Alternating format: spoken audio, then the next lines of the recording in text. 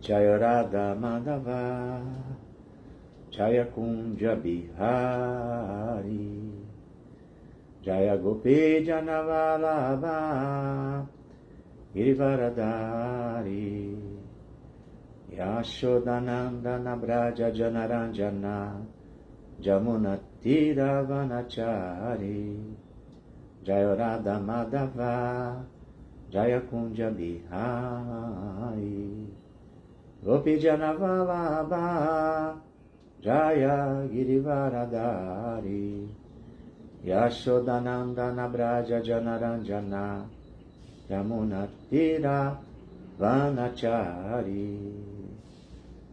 Jai. Bom dia, Hare Krishna. 26 de dezembro de 2025, estou me conectando aqui com vocês através da ISKCON Rio de Janeiro, canal do Instagram e também do Facebook, para fazer essa leitura de hoje do Srimad Bhagavatam, terceiro canto, capítulo 28, intitulado As Instruções de Kapila. Vou ler os versos 14 e 15. Tá? Bom dia, Bhaktinval, Hare Krishna.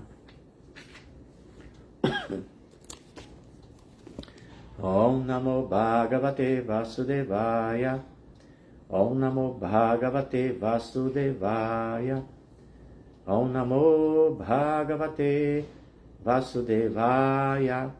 Narayana Namaskritya Naranchaiva Narottamam Devim Saraswatim Vyasam Tato Jayanudiraye. Antes de se recitar este Srimad Bhagavatam, que é o verdadeiro meio de conquista, deve-se oferecer respeitosas reverências à suprema personalidade de Deus, Narayana. A Narayana Rishi, o ser humano supremo, a mãe Saraswati, deusa da sabedoria, a Srila Vyasadeva, o compilador dos Vedas, e a Srila Prabhupada, o seu propagador. Jagadguru Srila Prabhupada aqui, Jai. Então vamos lá, versos 14 e 15. São os versos que eu estou aqui incumbido de fazer a leitura de hoje, tá bom? Vamos ao verso 14. Lasat Pankaja Kinjalka Pita Kausheya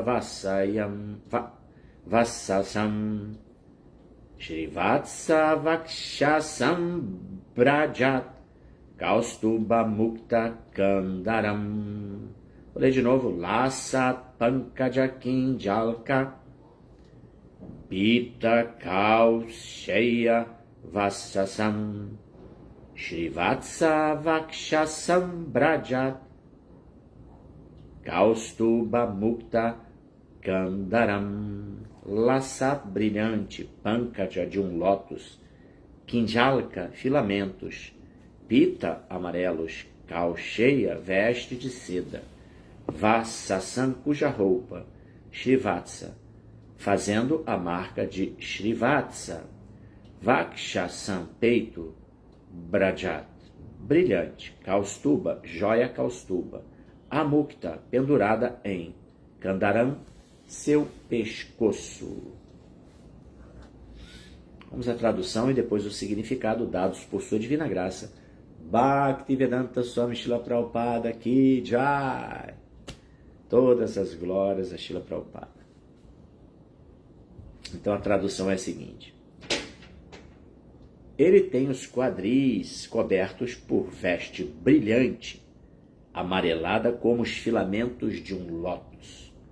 Traz sobre o peito a marca de Shrivatsa, uma mecha de cabelo branco. A brilhante joia Kaustuba está pendurada em seu pescoço.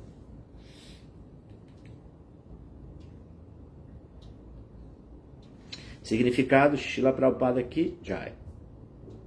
A cor exata da roupa do Senhor Supremo é descrita como sendo amarelo açafroada, tal qual o pólen de uma flor de lótus. Também se descreve a joia Kaustuba pendurada sobre seu peito. Seu pescoço é belamente decorado com joias e pérolas. O Senhor é pleno de 6 opulências, uma das quais é a riqueza. Ele é riquissimamente vestido com joias preciosas que não são encontradas dentro deste mundo material. Está preocupado aqui já.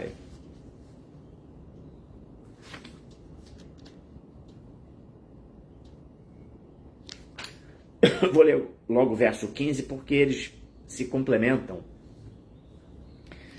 Estão falando da mesma coisa, nessas características pessoais da suprema personalidade de Deus. Vamos lá. Verso 15 então.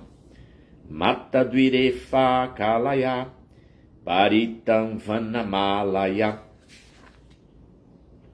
parardya haravalaya kiritangada nupuram. Mata inebriadas duirefa com abelhas, kalaya zumbindo, paritam enguirlandado, vanamalaya com uma guirlanda de flores silvestres, parárdia, sem preço, hara, colar de pérolas, valaya, bracelete, kirita, uma coroa, angada, pulseiras, nupuram, argolas de tornozelo. Tradução e depois o significado dados por sua divina graça, Bhaktivedanta Swami Srila Prabhupada, Ki Jai. Todas as glórias a Srila Prabhupada. Além disso, em volta do pescoço, essa é a tradução, né? Além disso, em volta do pescoço, ele usa uma guirlanda de atrativas flores silvestres e um enxame de abelhas, inebriadas por sua deliciosa fragrância, zumbi sobre a guirlanda. Ele é ainda soberbamente adornado com um colar de pérolas, uma coroa e partes de braceletes, pulseiras e argolas de tornozelo. Significado. Esta descrição dá a entender que a guirlanda de flores da suprema personalidade de Deus é fresca. Na verdade, em Vaikunta, ou o céu espiritual, não há nada além do frescor. Mesmo as flores colhidas das árvores e das plantas permanecem frescas, pois tudo no céu espiritual retém sua originalidade sem murchar. A fragrância das flores colhidas das árvores e dispostas em guirlandas não desaparece, pois tanto as árvores quanto as flores são espirituais. Quando a flor é tirada da árvore, ela permanece a mesma, sem perder seu aroma. As abelhas sentem-se igualmente atraídas pelas flores, estejam elas na guirlanda ou nas árvores. O significado de espiritualidade é que tudo é eterno e inexaurível.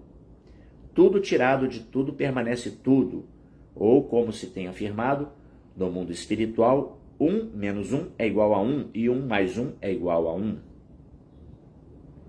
Em volta das flores frescas zumbem as abelhas de cujo doce som desfruta o Senhor. Aquele zumbido, né, das abelhas. Os braceletes, o colar, a coroa e as argolas de tornozelo do Senhor são todos decorados com joias inavaliáveis. Uma vez que as joias e as pérolas são espirituais, seu valor não pode ser calculado materialmente. Srila Prabhupada aqui já...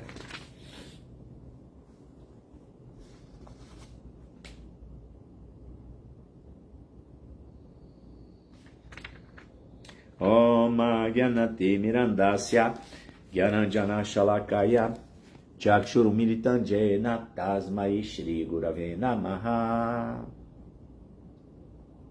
Eu nasci na mais obscura região da ignorância, mas o meu mestre espiritual está abrindo os meus olhos com a chote do conhecimento. Ofereço-lhe, portanto, as minhas mais humildes e respeitosas reverências.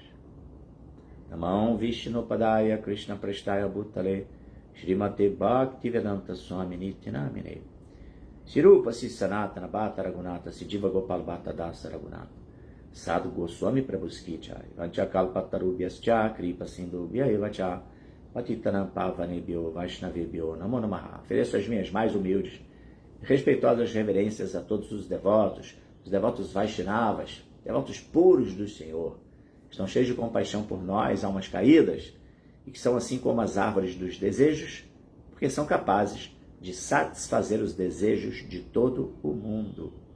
Jaya Sri Krishna Chaitanya Prabhu Nityananda Shri Adwaita Gadadhara Shivasadi Gaura Bhaktavrinda Hare Krishna, Krishna Krishna, Hare Hare Hare Rama, Rama Rama, Hare Hare. Então, bom dia, você que já está aqui conectado comigo no canal da ISKCON, seja aqui pelo Facebook, seja pelo Instagram. Temos aqui no Facebook a Bhaktinval, a quem eu já me reportei, também o Luiz Rocha, o Hari Darshana, reverências a vocês, muito obrigado por estarem aqui conectados. Também aqui a Tatiana, Maximiano, a Carol Costa e o Melomaniac 433. Sejam todos bem-vindos, tá? Então vocês talvez já tenham acompanhado aqui o início da minha leitura. Estou aqui continuando essa jornada de estudos do Srimad Bhagavatam, terceiro canto, parte 2, nesse capítulo 28, intitulado Instruções de Kapila. Contextualizando assim brevemente, Kapila é uma manifestação, um avatar da própria Suprema Personalidade de Deus, nascido da conjugação, do casal Kardama Muni e Devahuti. Kardama Muni, um grande sadhu, um yogi assim, muito poderoso, e Devahuti, uma alma, uma yogini também, apesar dela se colocar numa condição assim de parcos recursos espirituais, de pouco conhecimento espiritual, na verdade ela é ali uma coadjuvante nessa missão de seu filho Kapila Deva, ou Kapila Muni, de transmitir o processo específico para obtenção da autorrealização lá numa era muito remota chamada Satya Yuga, que é a primeira era que desabrocha quando da manifestação do universo material. Explica-se nos Vedas que esse mundo material, ele acontece, ele se expande no momento que ele acontece. E aí ele fica então emoldurado pela ação do tempo. O tempo eterno, ele se amalgama no mundo material e faz com que a gente tenha essa sensação de passado, presente e futuro. E o tempo eterno age. Nesse momento o mundo se expande, o universo material. Na verdade existem milhões, bilhões de universos materiais. Isso é algo até que já está sendo admitido pela ciência sobre o multiverso, e não o universo, como se existisse só um plano de existência, esse mundo material. Mas não, está se falando do multiverso, é exatamente isso que os Vedas falam.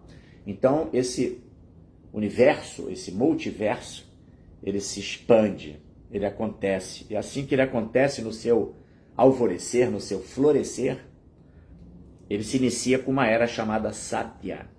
Satya Yuga. Yuga quer dizer era. Satya, a era do ouro, pode-se dizer assim. Tá?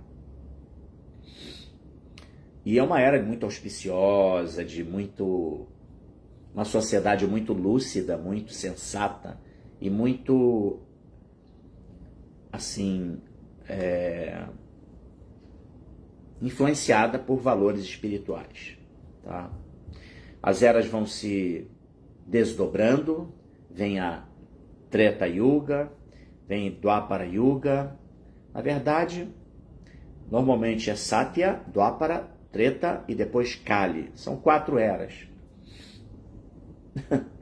Esse é um assunto que todo mundo já está careca de ouvir, né? Vocês que acompanham aqui. Mas é sempre bom a gente rebater isso para poder chegar aqui exatamente nesses ensinamentos de Kapila Muni. Né? Então, especificamente nesse período que nós estamos vivendo, nesse ciclo de eras, que estamos vivendo, Treta Yuga veio antes de Dwapara Yuga, tá? Inverteu-se o posicionamento dessas eras, e o ponto é que para cada era, nós estamos em Kali Yuga, a quarta era, onde a sociedade ela está muito, assim, muito pouco inclinada às práticas espirituais, à sua conexão com o Senhor Supremo. Vive uma vida muito materialista. Bom, tá aí tudo que está acontecendo nesse mundo, não requer muita contextualização sobre o que significa Kali Yuga, que é a era do ferro, tá? É uma era também, a era da hipocrisia e das desavenças, tá? Mas o fato é que, lá em Satya Yuga, para cada uma dessas eras, o Senhor Supremo, ele disponibiliza um método de autorrealização, uma maneira através da qual a alma condicionada, a alma que está presa ao ciclo de nascimentos e mortes, dentro desse samsara, ela possa obter ali uma boia de salvação, se realizar como alma e obter o que se chama de moksha, que é liberação, a liberação da necessidade de nascer nesse mundo material. Porque quando se fala em nascer nesse mundo material, automaticamente implica em morrer. E essa experiência é uma experiência incompatível com a alma eterna. Nós somos almas, a nossa identidade é de almas eternas. Então, é uma condição incompatível para a alma estar submetida ao ciclo de nascimento, velhice, doença e morte. Então, Krishna, ele disponibiliza o Yuga Dharma, que é o dever. O Sanatana Dharma é que toda alma, como alma eterna que é, os seus deveres são perante Deus, estar sempre servindo a Deus, tá? E para cada era tem uma maneira de nós nos conectarmos com esse dever de serviço a Deus, tá? E para Satya Yuga, o processo é da yoga mística, que era praticada durante centenas de milhares de anos. Porque, claro, nesse período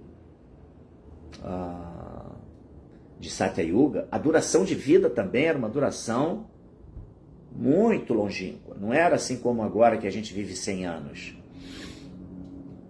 A entidade viva vivia, né? A alma corporificada vivia, assim, uma quantidade absurda de anos, tá?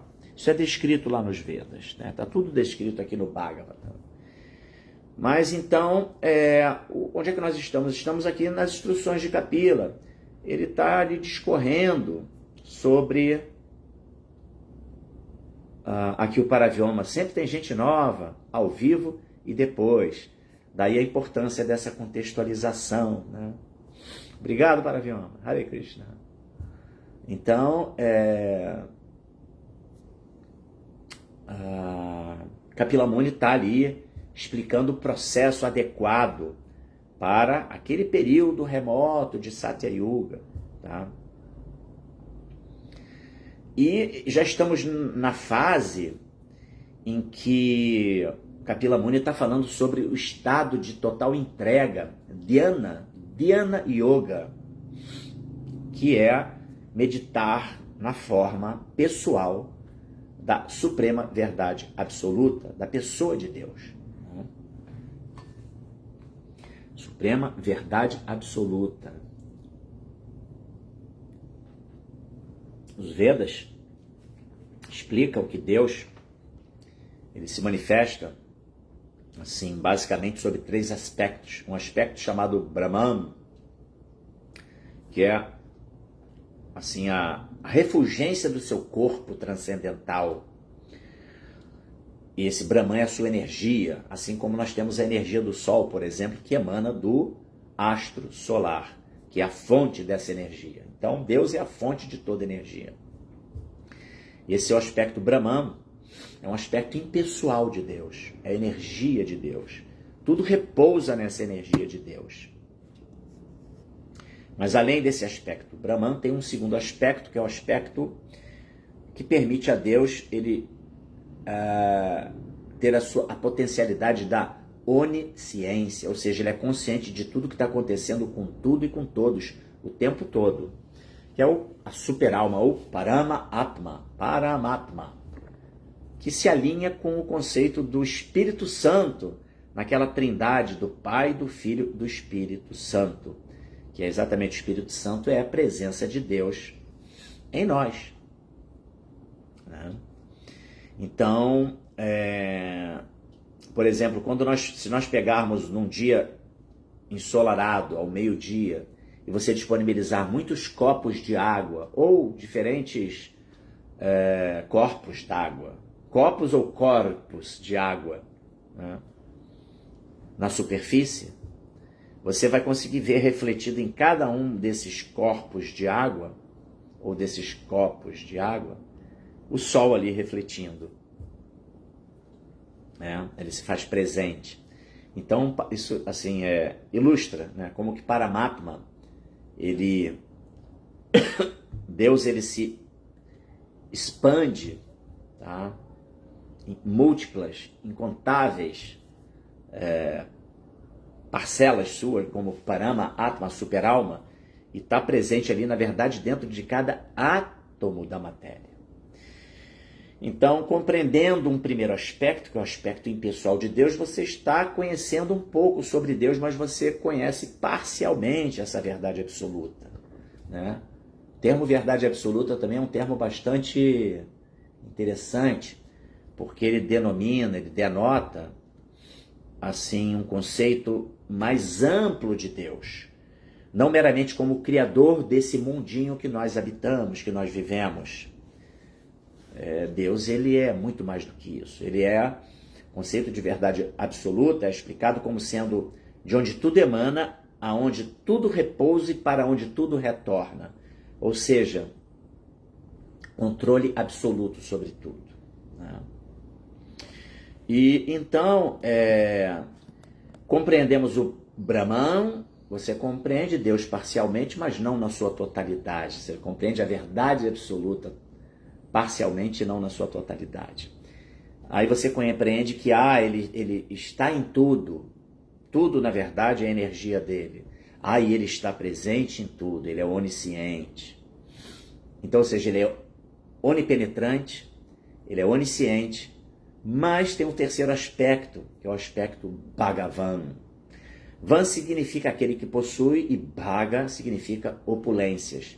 Porque Deus, ele como fonte de tudo, ele é o detentor de todas as potencialidades, as opulências, as qualidades, os atributos. Ele é o cara, entendeu? E isso é uma pessoa, a pessoa de Deus.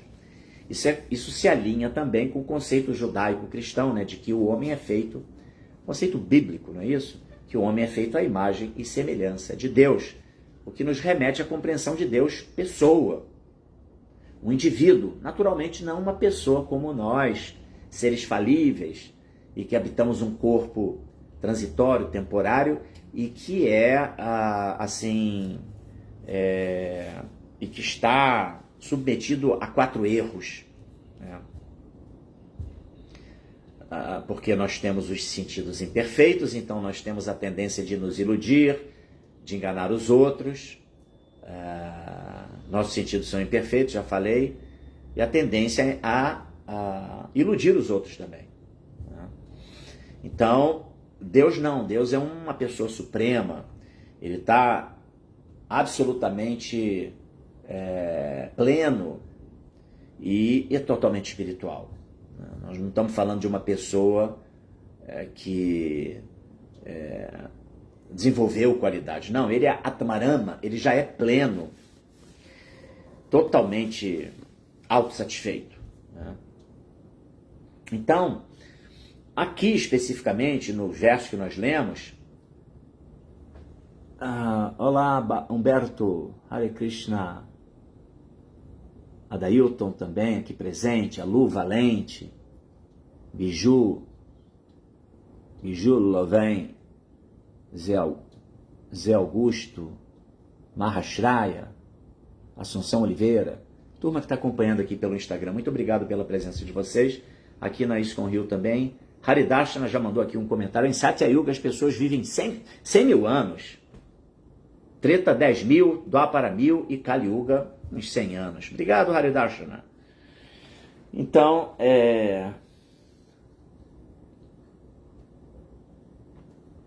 para cada uma das eras um método de autorrealização, e Kapila está falando aqui que o estado de dhyana meditativo para se obter o samadhi, plenitude na prática da yoga mística e total absorção na pessoa de Deus através do processo meditativo, né? Essa meditação ela deve acontecer na pessoa de Deus, você contemplar a forma de Deus. Agora, não é uma forma inventada, é uma forma que está já ali explicada por Guru Shastra Sadhu, né? Os mestres espirituais, as escrituras, os devotos predecessores, todos estão falando da mesma pessoa suprema e dos seus atributos e das suas características. Então a gente tem aqui os versos que está se falando na pessoa de Vishnu, que é Deus, uma expansão de Krishna, né? Porque Krishna ele é a pessoa suprema, a fonte de tudo, de qual emanam incontáveis manifestações suas divinas, dentre as quais Vishnu, que é o Deus no escritório, trabalhando, e que cuida, né, desse mundo material. Através de Vishnu é que o mundo material ele pode acontecer. Assim como tem o Paramatma de cada alma, de cada átomo, lá Mahavishnu ele é o Paramatma universal, né? E porque ele está presente, porque ele está ali, dele emanam os universos, entendeu? Ele possibilita a criação dos bilhões de universos, tá? Mas enfim, então, é interessante que esse assunto já foi tratado aqui, outro dia eu estava falando sobre isso, numa outra leitura que eu fiz, que esse método da yoga mística, ele fundado por Kapila Muni, né? Kapila Muni foi quem, lá em Satya Yuga, prescreveu esse método e explicou esse método, né? Ele tem, assim, um alinhamento com o processo de Bhakti Yoga, né? O Sadhana Bhakti. A gente sabe que dentro dos princípios do Sadhana Bhakti, nessa era que nós estamos vivendo, o método de autorrealização, diferentemente lá de Satya Yuga, que era a yoga mística, é o método da glorificação dos nomes de Deus. E que se notabiliza e que ganha força, porque isso é algo que é explicado por quase todas as linhas sóbrias e assim, verazes, religiosas, espiritualistas, né? Essa coisa de glorificação do nome de Deus. A gente vê, por exemplo, lá nas igrejas pentecostais, eles estão ali sempre verbalizando essa ideia de que esse nome tem poder, o nome de Deus tem poder. A gente pega lá os preceitos bíblicos cristãos, o catolicismo está lá falando: glorificado seja o vosso nome. Não diferentemente disso, os judeus também têm seus cânticos devocionais dirigidos a Deus. E da mesma forma, em Kali Yuga, Chaitanya Mahaprabhu, o Avatar dourado, ele veio e prescreveu o método da glorificação dos nomes de Deus como sendo o método adequado para a era de Kali. Exatamente pelo fato de que nós não estamos nem aí para a espiritualidade, né? Somos, assim, uma sociedade extremamente materialista, muito pouco afeita a valores e princípios, até morais, éticos, o que dizer espirituais, não é verdade? E exatamente por isso, Deus estabelece nessa era tão desafortunada a boa fortuna do santo nome. E isso não é em qualquer Kali Yuga não, tá? É nessa Kali Yuga específica que o Senhor Chaitanya Mahaprabhu, o Avatar dourado, apareceu, porque normalmente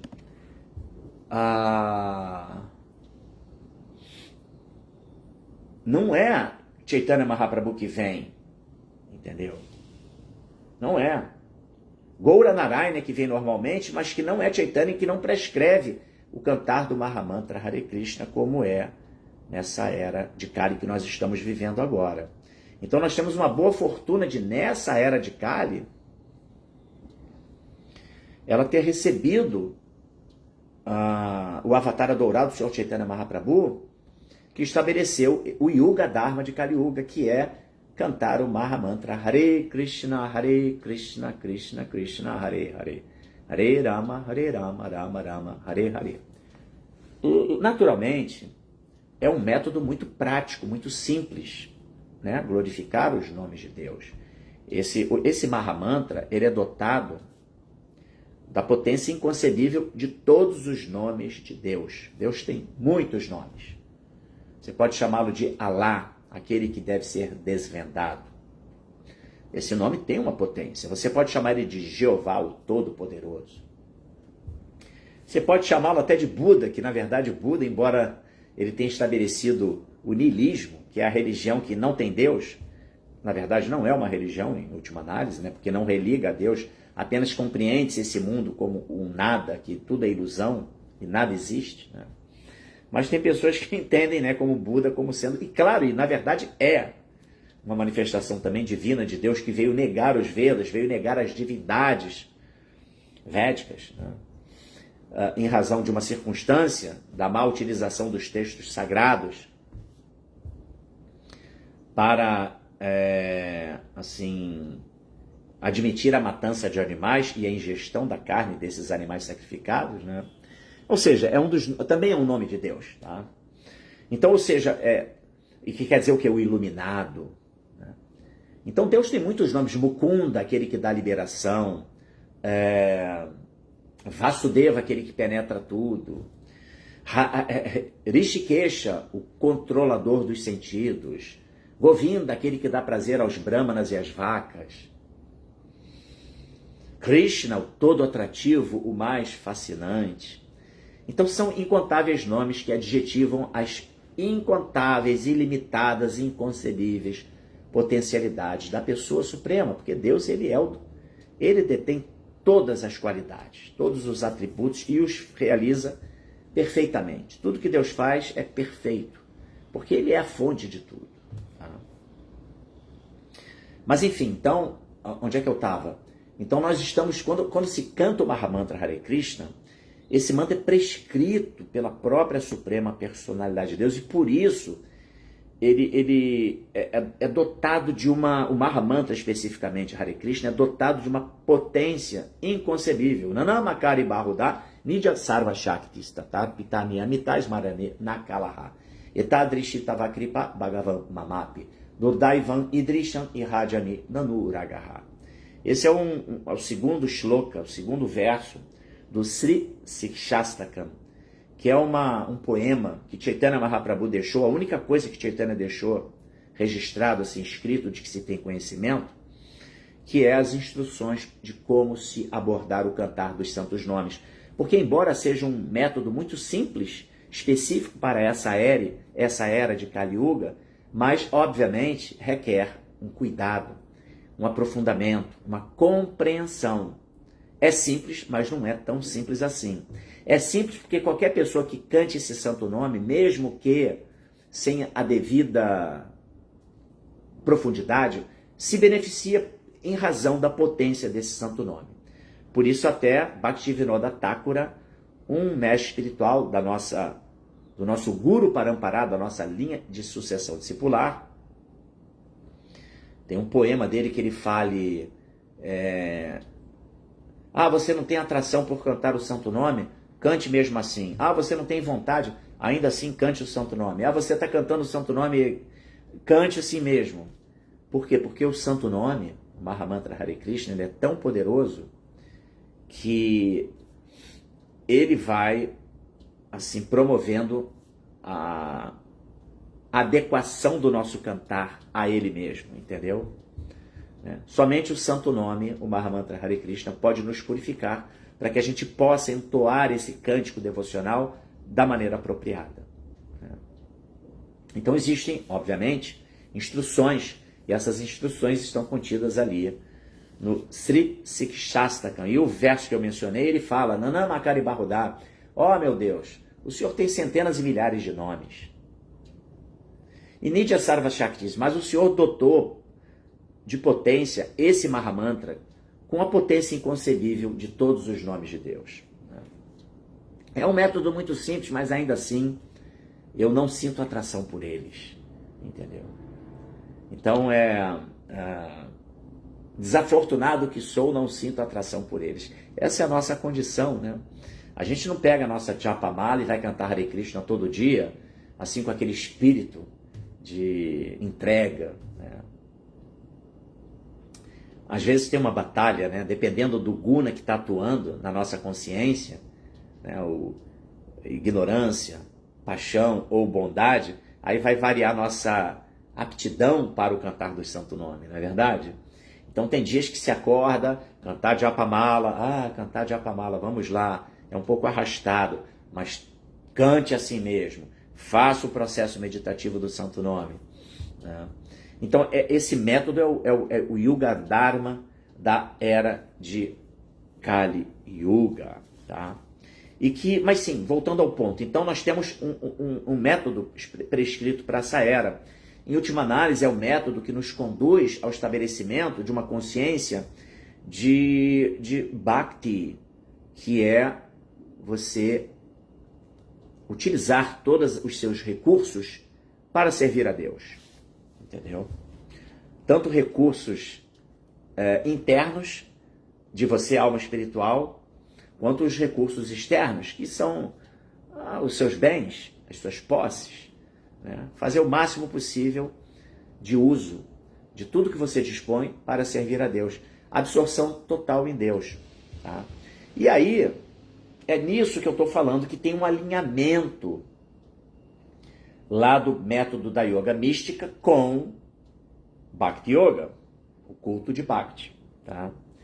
A gente sabe que chegou até nós esse método da yoga mística, embora esteja aqui prescrito por Kapila Muni no Srimad Bhagavatam, mas na sociedade secular, esse método da yoga mística ele ficou conhecido como o sistema óctuplo de yoga de Patanjali.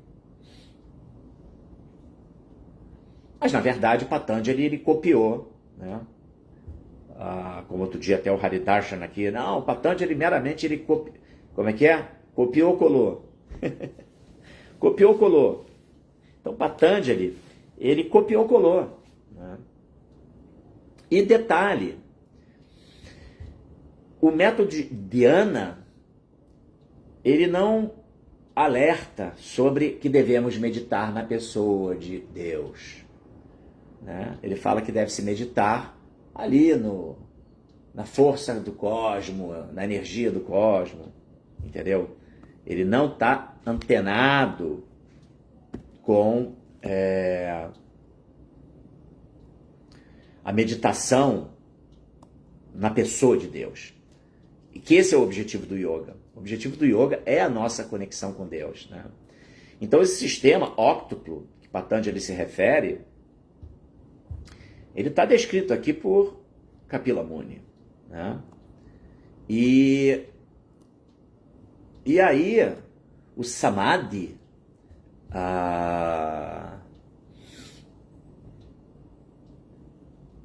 é exatamente você meditar na consciência universal e coisa e tal. Isso segundo Patanjali. Mas segundo Kapila Muni, que é a informação raiz, né? É a fonte da informação, porque é a própria suprema personalidade de Deus que está prescrevendo, e somente Deus pode dar o método de conexão com ele.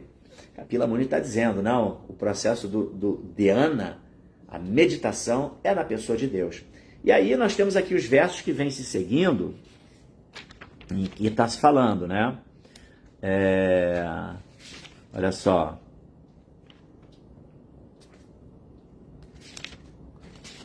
Começou aqui a se falar.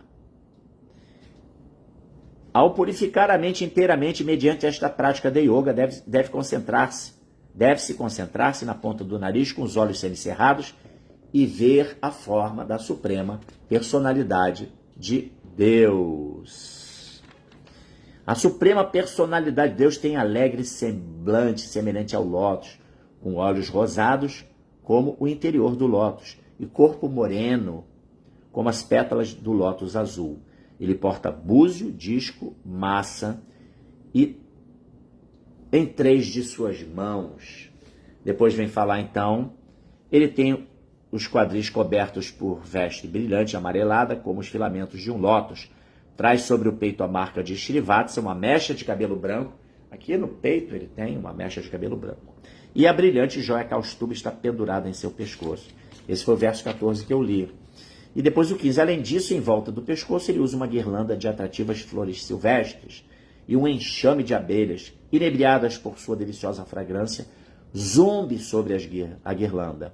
Ele ainda é soberbamente adornado com um colar de pérolas, uma coroa e pares de braceletes, pulseiras e argolas de tornozelo. Tá? Então, depois continua, né? Continua aqui, vai se falar com a cintura e quadris cingidos por um cinturão. Ele está de pé sobre o lótus do coração de seu devoto. Ele é muito encantador para o olhar e seu aspecto sereno agrada os olhos e almas dos devotos que o contemplam. Ou seja, vem aqui uma descrição da pessoa suprema.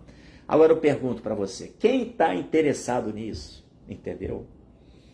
Quem está verdadeiramente interessado? Nós temos aqui uma descrição minuciosa das características pessoais da suprema verdade absoluta, na forma da pessoa de Deus. No caso de Vishnu, que é o aspecto de Deus para o mundo material. A gente sabe que Krishna, por exemplo, ele tem só 2 braços, 2 mãos, mas Vishnu tem 4 braços. Nessas mãos, em 3 delas, ele carrega o búzio, o disco e a massa. Né? Olha só que interessante. Então tem uma descrição detalhada da pessoa, das suas características não físicas, mas físicas no sentido de que ele apresenta, porque não são físicas, porque não é denso, né? É espiritual, entendeu? Mas quem é que está interessado nisso? Não é verdade?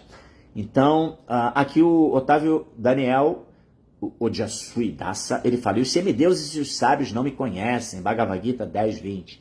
E depois ele complementa, por isso devemos nos reconectar, reconectar-nos à suprema personalidade de Deus e não aos semideuses e aos sábios. Porque a gente tem que buscar ir direto à fonte, né? Entendeu? Você até pode, por exemplo, orar a Ganesh, pedindo para ele liberar você de impasses, como se diz, impedimentos para a prática do serviço devocional. Né? Sempre para servir Krishna. Nunca com outro objetivo que não seja servir a Deus. Né? Então, mas sem dúvida, a gente tem que procurar se dirigir ao Big Boss de toda a existência, que é Krishna. Né? Mas enfim, o ponto é esse, nós temos aqui uma descrição da pessoa de Deus que está sendo feita pelo próprio avatar da Suprema Verdade Absoluta. Né? Então, é muito afortunado isso. Né? Mas será que é mesmo? É o que faz todo sentido. Né? É corroborado. Nós estamos lendo o que se chama de Shastras. Né? O Srimad Bhagavata é o Bhagavata Purana. Tá? Ele é o Purana imaculado. Ele é assim, na verdade, é a encarnação literária de Deus. O Bhagavata é o próprio Deus manifestado na forma literária. E ele foi trazido pelo Jagadguru, pelo mestre espiritual do mundo todo. Prabhupada foi denominado agora recentemente no último Kumbh Mela, que é o festival mais importante espiritual, religioso da Índia, Foi o Maha Kumbh Mela. Todas as linhas espiritualistas foram unânimes em conceder a Prabhupada o título de Vishwaguru, que é o guru do mundo todo. Entendeu? Por isso nós falamos que ele é o Jagadguru, o guru de todo o universo. Entendeu? Então Prabhupada é o guru autêntico. Lembra que eu falei do tripé Guru, Shastra e Sadhu? Então o Guru está aí, Prabhupada. Suas instruções estão aí, seus significados Bhaktivedanta, Bhagavad Gita, Srimad Bhagavata, Chaitanya Charitamrita. Ele está dando toda a informação para a gente, detalhando tudo, dando mastigado tudo para a gente. Então nós temos o Guru, temos o Shastra, e tudo que Prabhupada está falando está também alinhado com o que outros, por exemplo, Prabhupada, invariavelmente, ele comenta aqui, ele faz referência a Vishwanatha Chakravarti Thakura, um mestre espiritual. Invariavelmente, ele está se reportando ao seu guru, Srila Bhaktisiddhanta Saraswati Goswami Thakura, ou a Bhaktivinoda Thakura, que por sinal era o pai do seu mestre espiritual Bhaktisiddhanta. Ele está se reportando aos Goswamis de Vrindavana, ele está se reportando sempre a Madhavendra Puri, a Ishvara Puri, a todos os gurus predecessores. Isso cria uma assim, convalidação da informação. Né? Ele não está meramente falando uma verdade. Ele está falando uma verdade que é confirmada, que é corroborada pelas escrituras e por outros mestres espirituais. Então isso dá o quê? A força dessa informação como sendo verdadeira. Né? É como hoje, por exemplo, né, quando surgem assim, essas informações aí nas mídias de internet, aí todo mundo já pergunta, será que é verdade? Será que é fake? Qual é a fonte?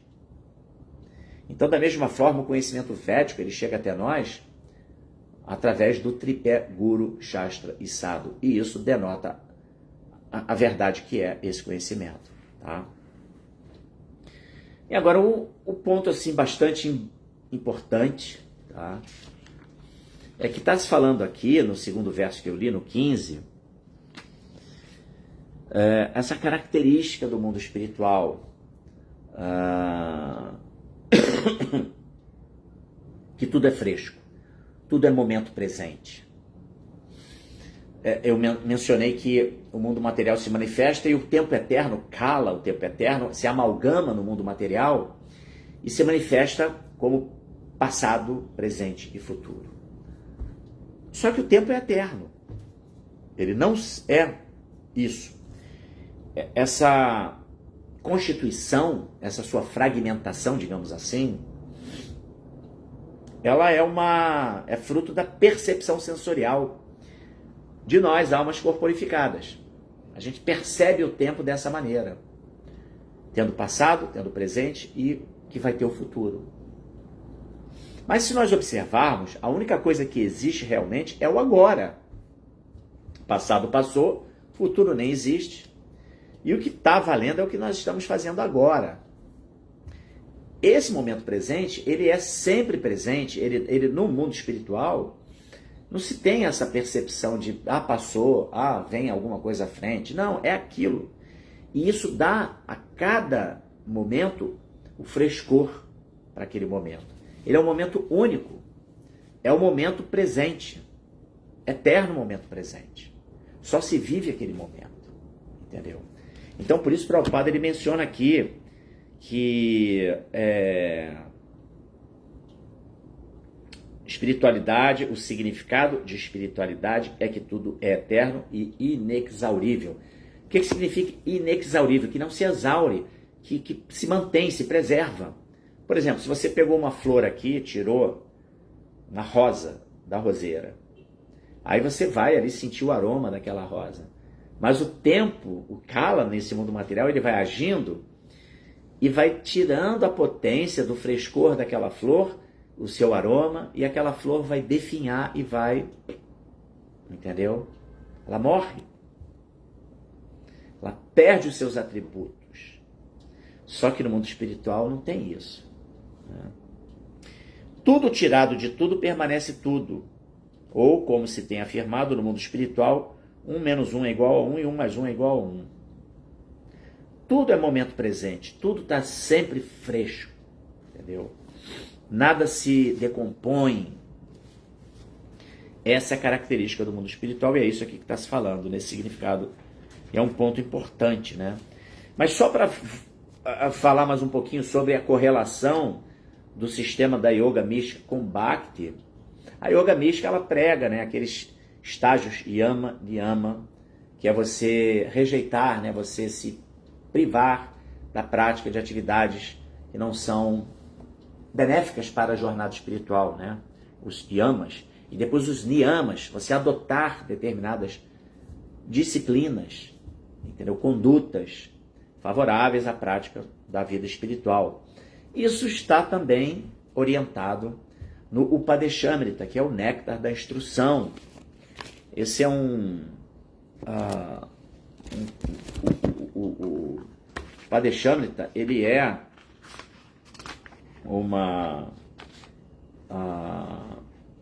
são instruções, tá? De Rupa Goswami, tá? E em que ele vai discorrendo sobre o culto de Bhakti, como que devemos praticar Bhakti Yoga, tá? Então, são 11 versos, tá? 11 versos. E no verso 2 e 3, olha que interessante. Verso 2. Atyahara prayashascha prajalponyamagraha janasangascha laulyancha sabir bhaktir vinashyati. Tem seu serviço devocional destruído aquele que se envolve demais nas 6 seguintes atividades, ou seja, coisa que se deve evitar, né? Comer mais do que o necessário ou arrecadar mais fundos do que o essencial. Esforçar-se em demasia por conseguir coisas mundanas que sejam muito difíceis de obter. 3. Conversar desnecessariamente a respeito de assuntos mundanos, a famosa prajalpa.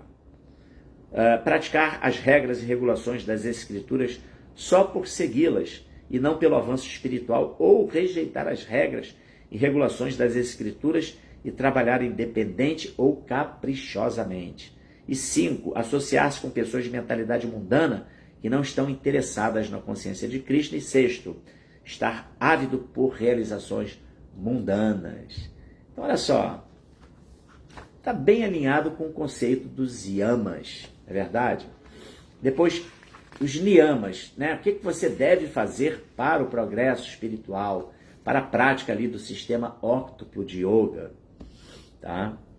Aí diz-se lá, né, que disciplina e parará, tem as condutas específicas para isso. E no verso 3 aqui do Upadeshamrita, tá lá, né? Utsaham nishchaya dairya tatat karma pravartanat sangatyagat sato vrithe sadir bhakti prasidyati. Há 6 princípios favoráveis à prática do serviço devocional puro. 1. Ser entusiasta. Entusiasmo, né?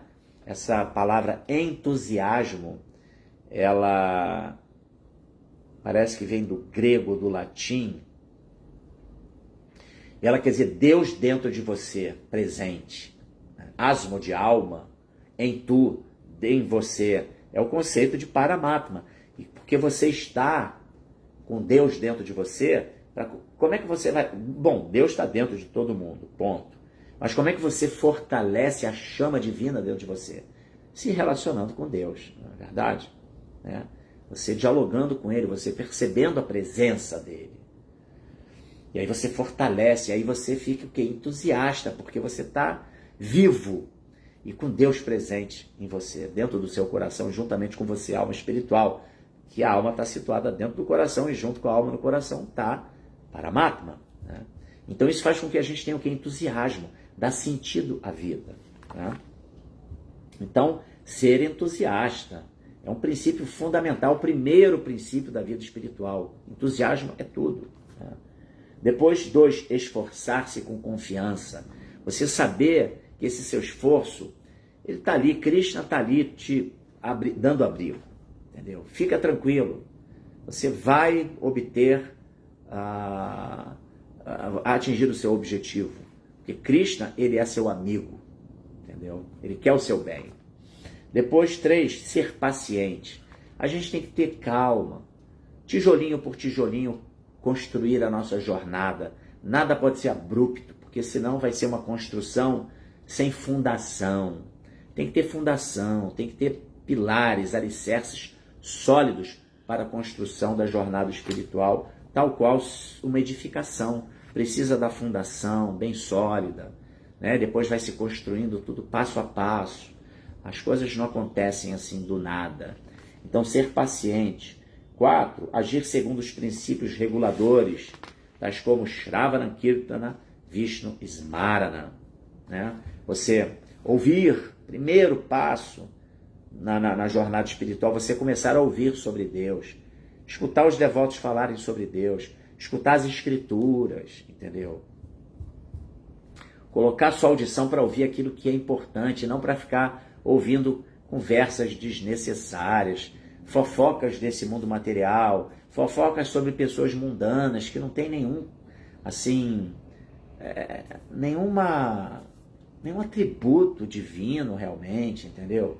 Pessoas vazias, entendeu? Depois, Shravana Kirtana, se você ouve muito sobre Deus, você vai poder falar sobre Deus. E se você está capacitado a falar sobre Deus, Deus se torna um objeto do seu constante pensamento, né? Matita magata prana bodhayata parasparam katayantashtyamanityan tushanti charamanti cha. Os pensamentos dos meus devotos residem em mim. Eles estão sempre conversando sobre mim, iluminando-se uns aos outros, falando sobre os meus passatempos transcendentais. E por isso eles desfrutam do Shantichara Mantichara, estão sempre autossatisfeitos, felizes, fixos na vida espiritual, né? Esse é o verso 11, né, do capítulo 10 da Bhagavad Gita. Depois, abandonar a companhia de não devotos. Não significa que você não vai ter mais ninguém à sua volta que é um não devoto.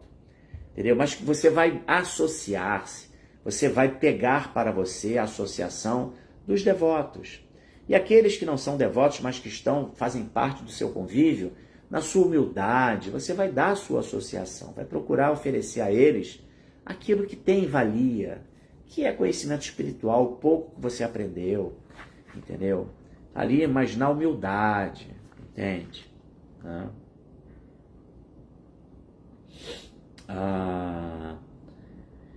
E finalmente seguir os passos dos acharyas anteriores. Esses 6 princípios garantem indubitavelmente o pleno êxito do serviço devocional puro. Se alinha completamente com os princípios de Yama e Niyama, entendeu? Não é verdade? Depois vem asanas, né? As posturas que deve-se conseguir ficar confortavelmente nos asanas. Isso remete a nós sabermos lidar com as situações da vida, sabermos também aceitar a dualidade desse mundo, aceitar momentos desconfortáveis em que a gente recebe boletos resultado de nosso karma, né?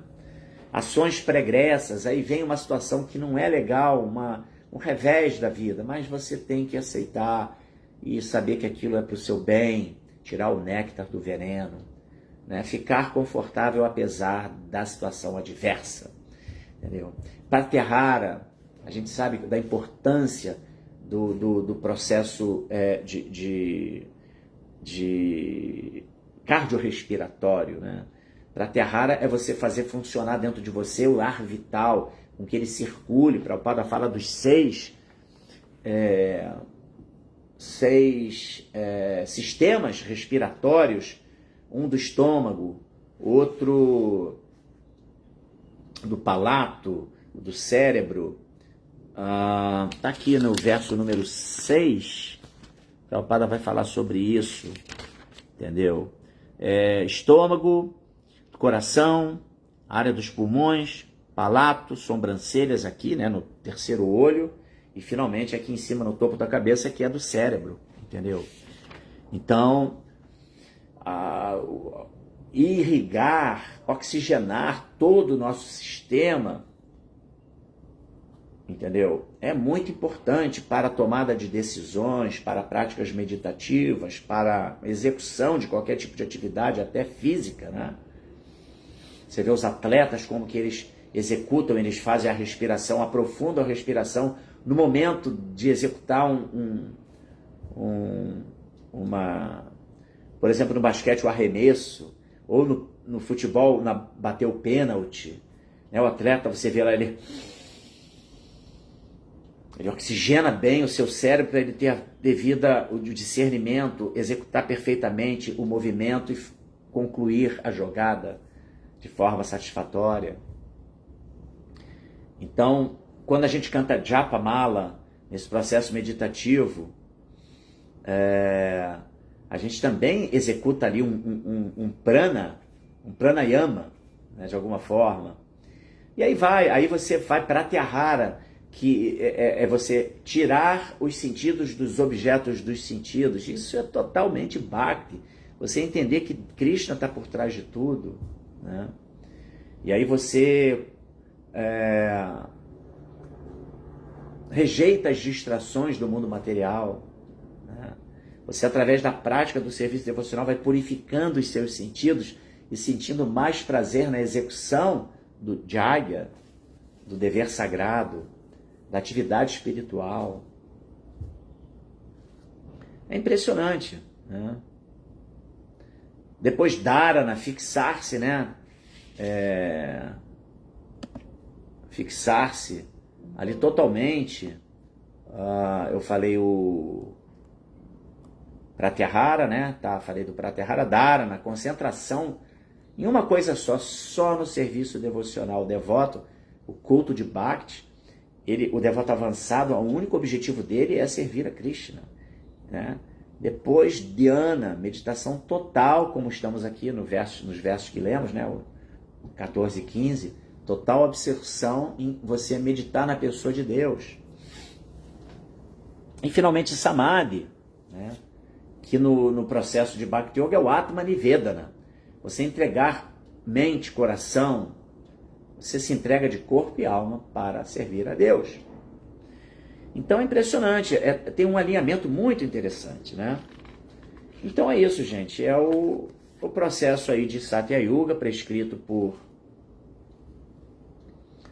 Kapila Muni, que não é o processo da Era de Kali. Era de Kali é Hare Krishna, Krishna Krishna, Hare Hare, Hare Rama, Rama Rama, Hare Hare, alinhado com várias condutas, né? Para a prática do culto de Bhakti, né?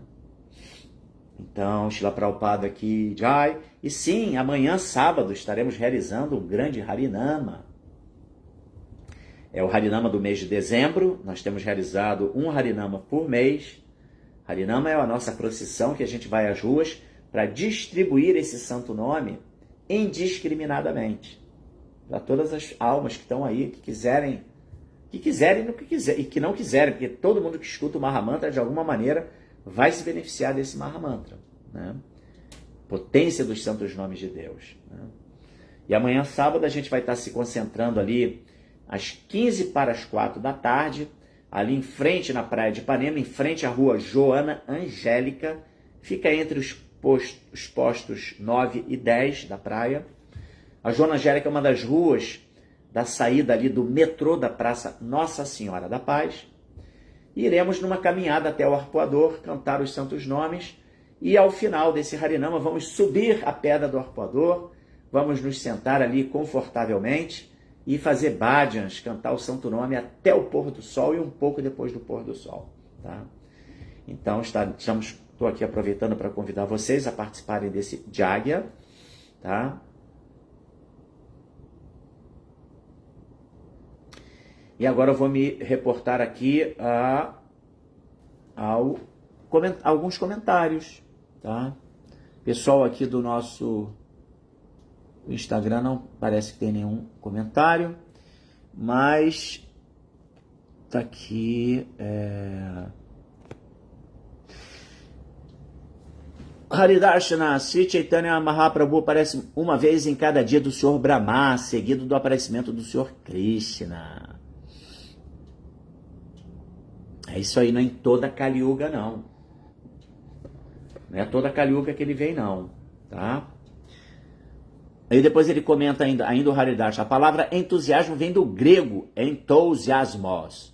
Em dentro, theos, Deus, e iasmos, ação ou estado. Ah, sim, eu falei Deus, não a alma, né? Iasmos. Eu entendo o asmos como da alma, né? A alma. Mas, ok, obrigado, Haridarsha, por contextualizar isso aqui. Entusiasmo em dentro, theos, Deus, iasmos, ação ou estado. E aqui o Jasui, como diz o ditado, né? Não, o matuto, ele fez uma brincadeira. Quem planta, colhe. Quem planta, colhe. Acho que se referindo à coisa do prana, não sei, não entendi muito bem. Tá? Se puder aí me dar um auxílio, o Jasui. No sentido da ação e da reação, né? Claro, quem planta, colhe.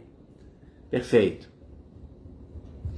Aí Haridarsha Patanjali propõe rendição a Isvara. Isvara Pranidhana. Ah, é? Ó, que bom.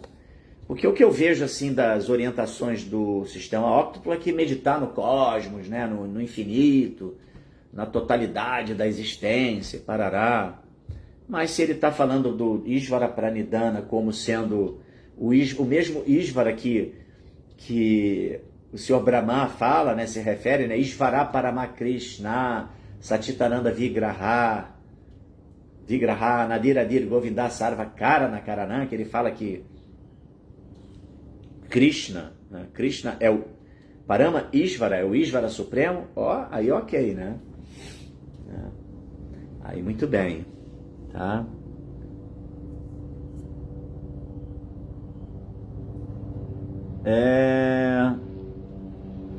Deixa eu finalizar aqui os comentários de vocês. Turma aqui do Instagram, devagar, sem nenhum comentário. Peraí, que não estou conseguindo fazer aqui o cursor funcionar. Mas eu vou chegar aqui que tem mais uns últimos comentários. Ah, sim, Haridarshana, que horas começa o Harinama? Começa às 4 horas. Aliás, desculpe, 5 horas. 16h45, 15 para as 5, a gente já está se concentrando ali em frente à Joana Angélica, na praia, uma das ruas da saída do metrô, e a ideia é que às 5 horas a gente comece o Harinama. Assim, eu depois peguei, é sobre o karma, né? Quem planta, colhe. Perfeito. E o Haridarshana aqui afirma que Patanjali é teísta. Beleza, eu de fato não tenho essa informação. O Haridarshana é um instrutor de yoga, né?